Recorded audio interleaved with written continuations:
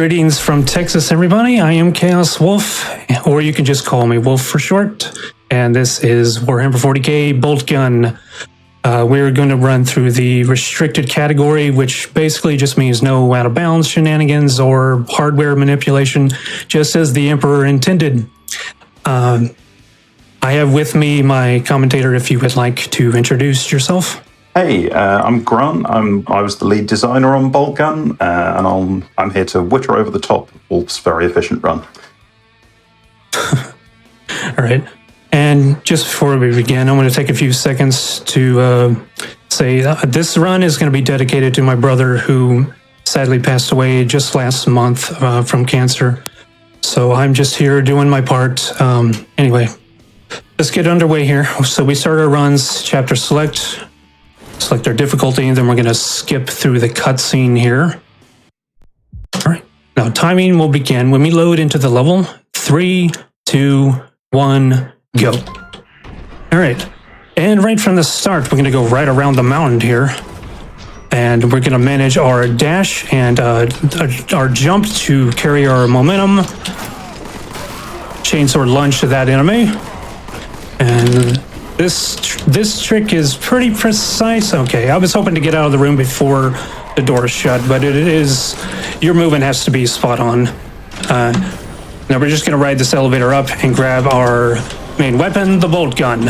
Grant, if you would like to explain the purges. Oh yeah, so we're about to get to one of many purge encounters in the game. These are sections where the room locks down, waves of enemies spawn, and you take them all out to progress. The waves of enemies are defined in the Unreal Engine, which is what we built this in, by a series of kind of blueprint nodes that track how many enemies died, or how much health was taken off them, or whether specific enemies were killed. And we're going to use that a bit later to do an exploit that's going to skip over a lot of those encounters by knowing exactly what's being tracked and playing with that very efficiently. All right, this is going to be our first use of the wrong warping. The first few that we do don't save much time. While I set up for this red key skip, if Grant, you would like to explain the warping. Yeah, so Boltgun's a very fast game. We spent a lot of time on the movement, getting to feel really nice, getting you to go through levels really quickly. And as part of that, we felt that it was kind of unfair to punish you with instant death for falling off a cliff. So there are these big volumes around the edges of lots of cliffs that you can fall off, called fall zones. When you land in one, the game resets you at a defined position. But if you know exactly where those are, you can use them as an exploit to get yourself around the level a lot quicker, and that's called wrong warping. And that's a thing that you're going to see Wolf doing quite a lot throughout this run. And hopefully you're not going to see him fall into, a little bit now. Okay, nobody, I need fall to into many of those chainsaw. fall zones normally. Sorry. There we go. Usually you want those guys to be standing closer to the edge to chainsword lunge but they weren't cooperating. It's a beautiful little chainsword lunge right there. Next few rooms, I'm hoping for these Chaos Marines to drop a grenade, just so we can kill. There we go. You don't have to kill this guy, but he can rarely glitch out the elevator. Basically what happens, the elevator goes up and you stay on the ground. It clips right through you. And it can result in a soft lock. And now off to level 3. All right. So at the start here, we're going to perform a skip to grab the red key instead of going through the buildings. And unfortunately also skips getting the shotgun. It's a really great weapon, especially for a casual run, but okay, I don't have the speed to get around here. There we go. It's a really great weapon, but we don't see it at all in Chapter 1. Because this was your one chance to get it. You know, our beautifully designed chance for you to get the shotgun. But you don't need it. we spent a lot of time when we were making this game referencing classic Doom, and one of the things we really wanted to have was pistol starts at the beginning of each chapter. So you begin each chapter with the Boltgun. So the very first one, you have to go and get it in that first level. But that means that if you don't pick up the shotgun in this first chapter from that pickup, you're not going to get it. All right, we're about to perform another rung warp. As soon as I backtrack. This is quite a small rung warp that you've got coming up, right? This is quite a little one. Yeah, it only skips us forward a few feet. But every few feet counts. And right here, I'm going to do a swag saw right to that enemy.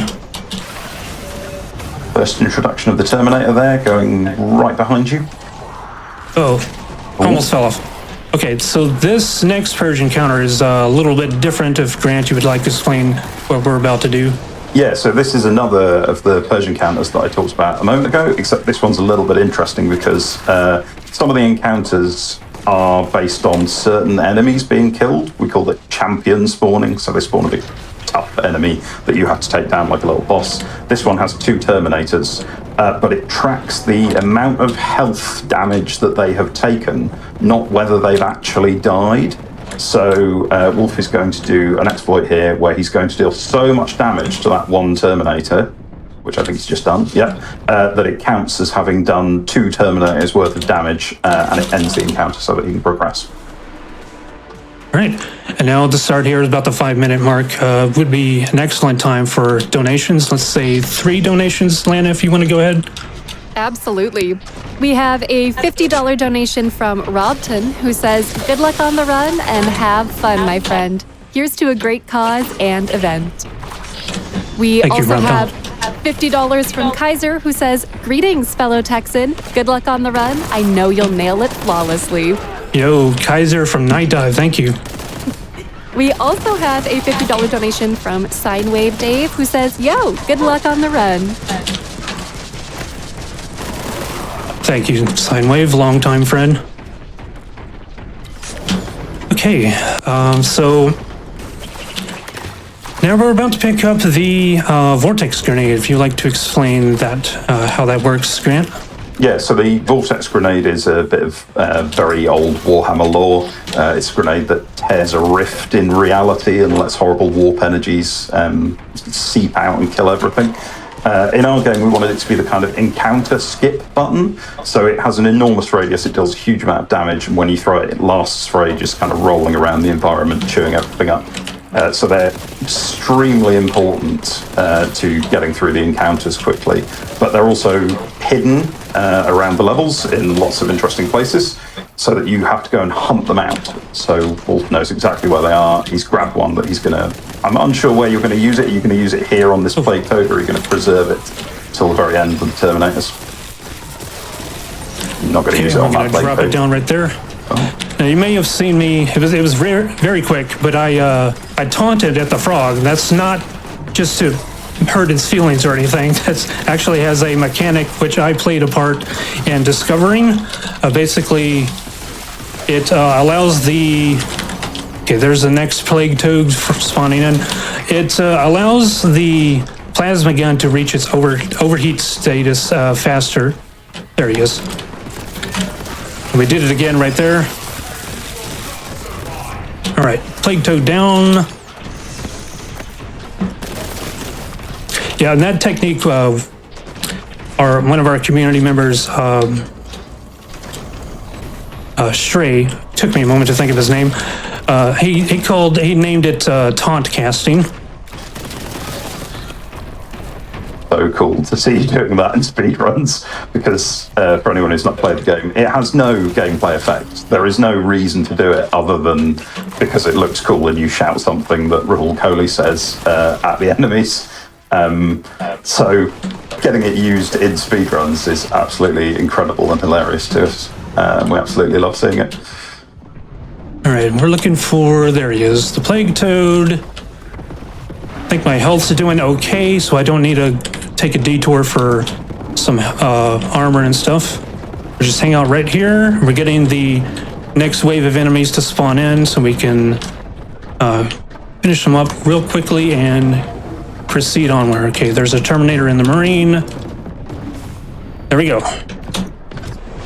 I've got them just like that. Murder's Crossing. This level used to be pretty long for this category, but thanks to some wrong warping, it's now been shortened down to be on par with the other levels we've already gone through. I just need to make sure I'm stocked on my frag grenades. So we're going to head up this staircase. Okay, might have jumped a little too soon there. There we go. Now we've wrong warped, skipping a significant amount of the level. And we're going to do the same here. I'm going to restock on my frag grenade. Up the stairs.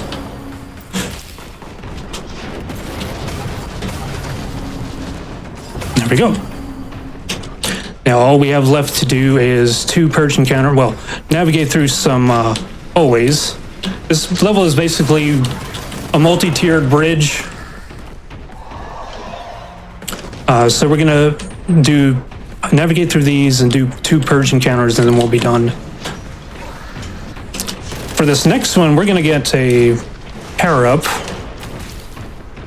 along with a new weapon. Pulling out a weapon roster slowly.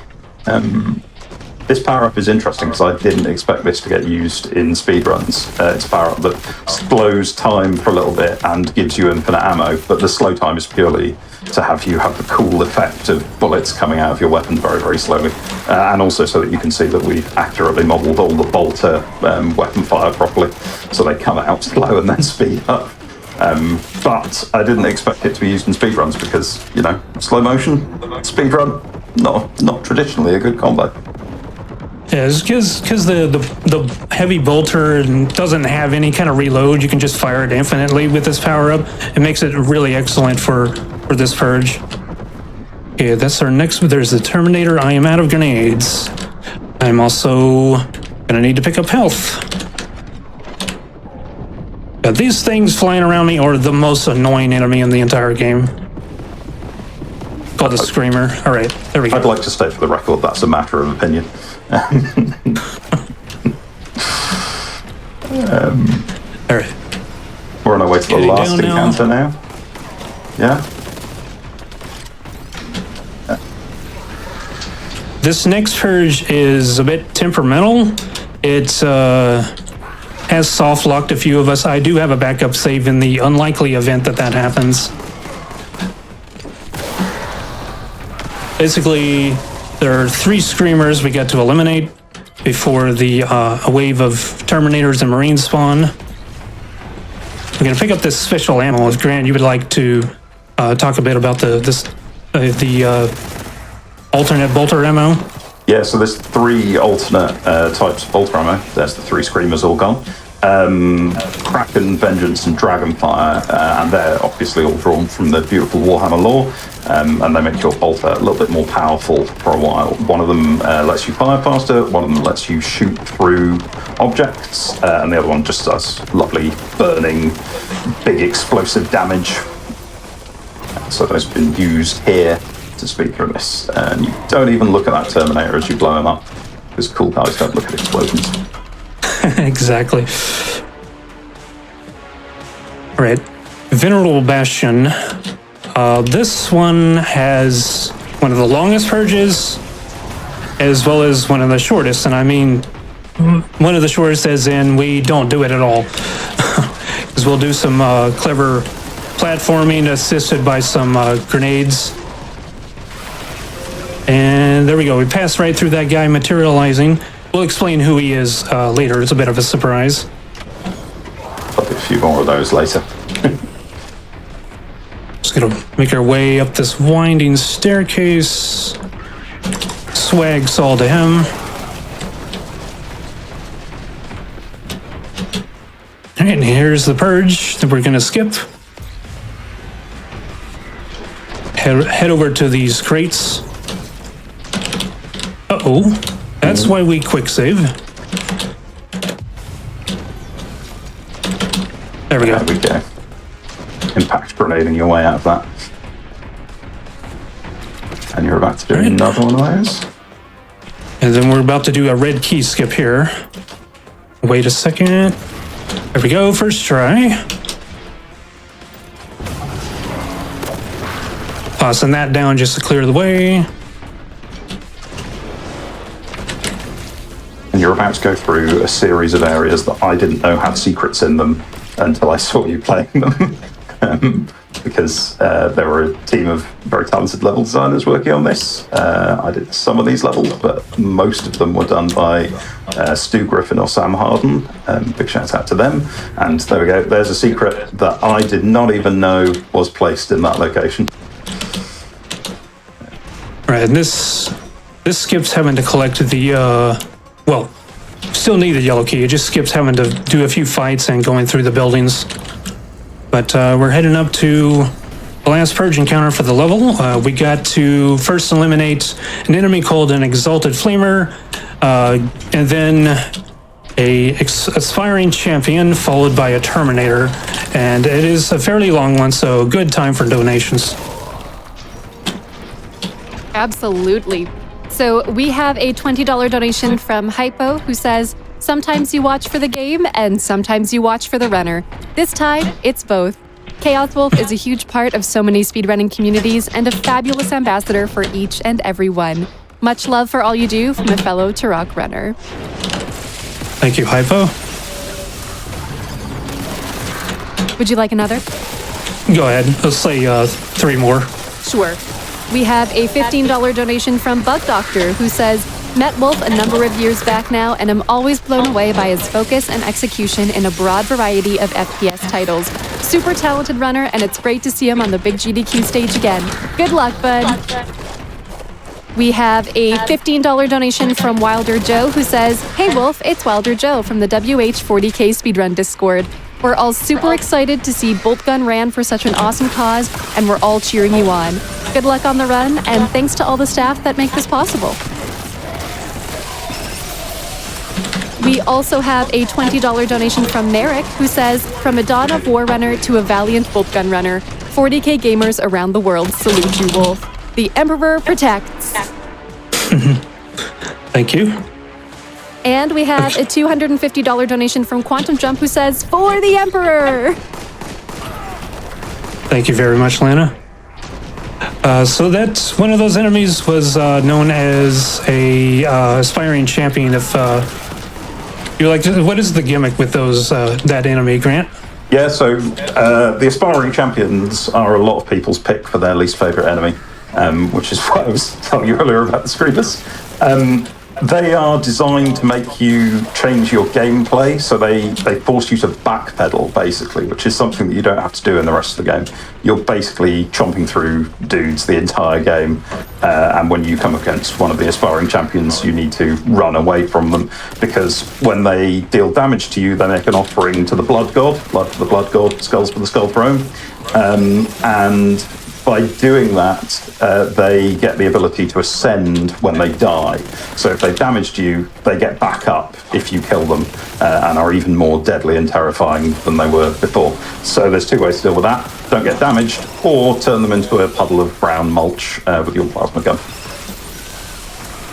And we also picked up the first time ever we picked up the Machine Spirit. If you would like to explain that, we applied it to our plasma gun there.